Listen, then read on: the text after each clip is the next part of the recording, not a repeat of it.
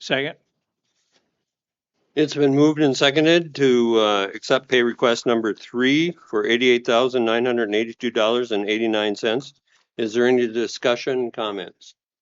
And just for public information, this would be on the concession stand, is that correct? That's correct. And that's our new concession stand that's being put together out there on the west side of town. Yes. Yes. So we're looking forward to having that completed. And that was through funding, through donations, through JBS. And it's going to be a great facility once it's all together. So, okay. Any other comments, questions? Hearing none, all in favor indicate by saying aye. Aye.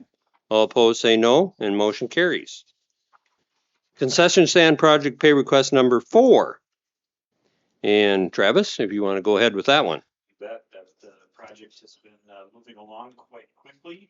If anybody wants to go out and take a look at it at the future soccer field complex site, the building is framed and closed. Roofing is on and part of the siding is on. So that has been proceeding quite nicely. Pay request number 4 in the amount of $101,174.24 has been requested by Double D Gravel for work completed through the end of last week. I move we do pay request number 4 for $101,174.24. I'll second that. It's been moved and seconded to approve pay request number 4 for the concession stand project. Is there any comments, questions? I just, how much further along will they be before it's completed? And this must be about the majority of the costs here. There couldn't be much left, is there? Yeah, so the total project, after the change order that we completed to realize some cost savings was just under $500,000. Total complete to date was about 325, so we're over halfway. Okay. But it's like I say, it's moving along, so I would anticipate completion here in the next few months, barring any material delivery delays. Well, I wonder if we could have a little contest between the concession stand and Quick Trip. Who can be completed first? They're moving along too. Holy cow. They really are. Okay, yeah, well, great. Okay, well, thank you for that update. And it's been moved and seconded. All in favor indicate by saying aye. Aye. All opposed say no, and motion carries. Thank you. New business, Fire Prevention Week proclamation, and I have a proclamation to read into the minutes.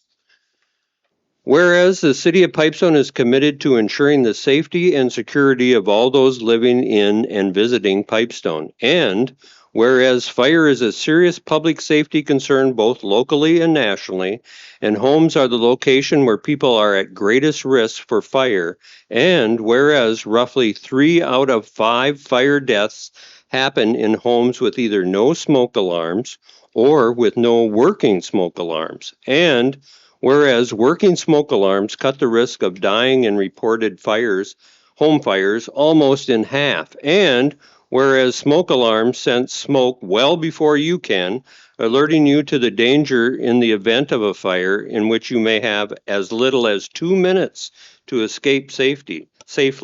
And whereas Pipestone residents should install smoke alarms in every sleeping room, outside each separate sleeping area, and on every level of the home.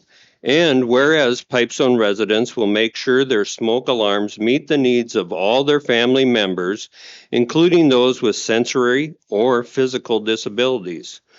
Whereas the Pipestone Fire Department and first responders are dedicated to reducing the occurrence of home fires by providing fire prevention education and protection, and whereas the 2024 fire prevention theme, Smoke Alarms, Make Them Work for You, serves to remind us the importance of having working smoke alarms in the home. Therefore, I, Dan Delaney, Mayor of the City of Pipestone, do hereby claim October 6th through 12th, 2024 as Fire Prevention Week. And I urge all the people in Pipestone to make sure their homes have working smoke alarms and to support the many public safety activities and efforts of the Pipestone Fire and Emergency Services. And I'll tell you what, we are so fortunate to have the fire department and those volunteers that we have. And again, all the first responders and emergency services, so many people dedicate so much time for training and respond to those incidents in just minutes. And yeah, we are very fortunate and appreciate them very much. Thank you.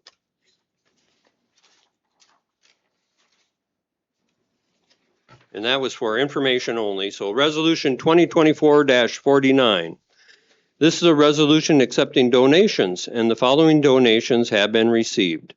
$534.28 have been donated from the First Bank and Trust to support the youth trip to the Minnesota Twins game. And we need a motion to approve that donation. Make motion to approve the donation from First Bank and Trust for $534.28 to support the youth for Twins trip. Second. It's been moved and seconded. Now, is that another Twins game or is that the one that they had went to?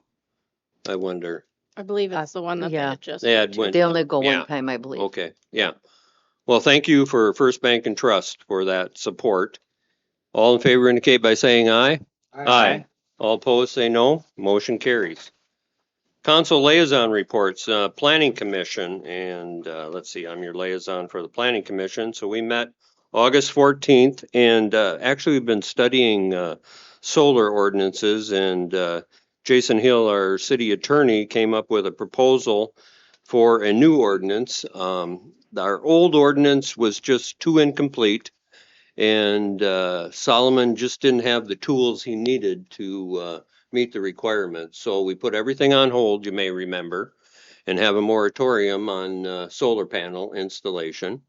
And we're going through that ordinance piece by piece. And I think there was probably just two little areas that we had some questions on, and we're going to refer that back to our city attorney and hopefully have a final draft coming up shortly. So that was the majority of our work there at the Planning Commission.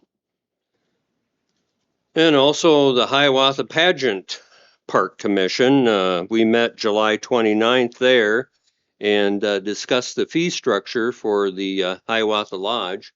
We didn't recommend any fee increases, but we would like to see the way things are handled a little differently for accounting purposes. We're recommending that when someone has a wedding and they're reserving that area, 9 months, a year and a half in advance, we've been putting down what was called a damage deposit and putting that check in a drawer and just hanging on to it. Well, 9 months down the road, I mean, yeah, then you got to try to cash a check or something. Well, that didn't make any sense. So what we'd like to see is that being called a reservation deposit. And so you're putting down that deposit for that reservation. And if you change your mind, and things do happen, within 90 days of the event taking place, yeah, you could have a refund cut. But if you try to cancel the last day or two before the event, and we've held it for a year and a half for you, and we've turned other people down, well, then it's a deposit for that reservation, and there would be no refund. That's what they're recommending. And so that was a big part of the discussion. Then we also talked about a proposal for possible trail additions there in Hiawatha Pageant Park area. And yeah, the commission is like to see the park designation move forward as quickly as it could be, but that won't happen this year. So we'll be working on that for next year. And the whole purpose of that, trying to obtain some funding, so through grants that we can use for enhancing that area with the trail system and combine it with our current trails. So lots of good things on the horizon there. And we just had a fishing derby out there, and there was well attended by the chamber and the Kiwanis. Put that on, and It's a great area for recreation and for especially family recreation, or it's a good place just to go out and have a little piece of nature for a little bit of time. So we're fortunate to have that. So anyway, Hiawassee Pageant Park Commission, and we'll have our next meeting next month. If I may add to Yeah, that, go Travis, ahead, Deb. we got that Safe Routes to School grant, and we'll be putting sidewalks out there on 4th Street Northwest. Now, I believe that trail can connect to those sidewalks. Would that be correct, Travis? Yeah, correct. Okay, great. Just Yeah, we another talked a connection, little yeah. bit about that too, and I was unaware of that would be able to connect like that. So that's a great thing too. So, and the proposals were just came up from one of the members, and I had showed them or talked to them about the proposals that you had in place already, and so we're in such close proximity to the park and the proposed Veterans Memorial area that we'd like to incorporate that into the trail area too, because that'll be a place where Great instead idea. of coming in north of that area, come in a little bit south where that Veterans Memorial is proposed to be and connect up that way too. It's a And good then of idea. course, when you're talking trails, I mean, then you gotta have a place to rest occasionally, so we gotta have a bench here and there and go from there. So, yeah, it's coming together. It's only gonna get better, so. All right, that's all I have. Any questions on any of that? Well, next up is our closing comments on the agenda. Does anybody have any closing comments? Okay, I do. I've got, Once You Know It. All right, well, just want to announce that the city is providing specialized training for inclusion, conflict, and collaboration. And we have a very good speaker coming in Wednesday, August 28th at 9 a.m. to noon, and that would be at the Hiawassee Lodge, just north of town where we were just talking about.